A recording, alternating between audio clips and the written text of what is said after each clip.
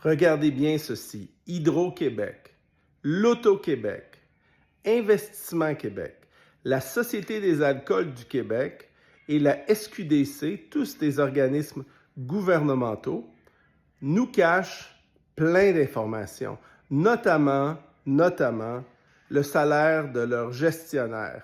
Pourtant, ce sont des sociétés d'État. Regardez l'article qui suit, puis regardez mes commentaires ensuite. Je pense que ça va vous faire beaucoup de bien, chers citoyens.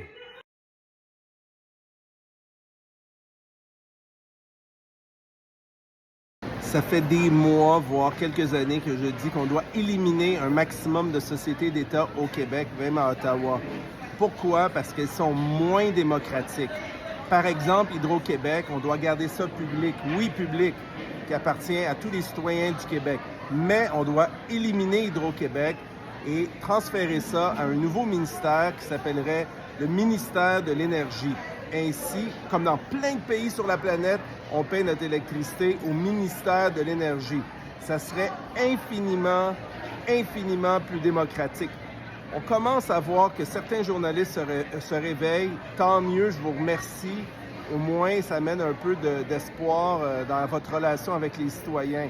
On voit ici des exemples très flagrants de réflexes de pays plus corrompus, moins démocratiques. Quand un gouvernement essaie de stimuler le débat public par des tensions raciales, immigration, la langue, la souveraineté, le nationalisme, pendant ce temps-là, on ne met pas notre focus sur la saine gestion des finances publiques, sur des lois anticorruption, ça devient d'une importance secondaire. Et c'est comme ça que le Québec, au fil des années et des débats émotifs, est devenu extrêmement corrompu parce que les yeux du public et des médias, à l'époque, étaient omnipuissants, étaient plus focusés sur le sensationnalisme et la division et tous les débats politiques à charge émotive. On se réveille. Merci beaucoup. C'est un réflexe de pays du tiers-monde, de république de bananes.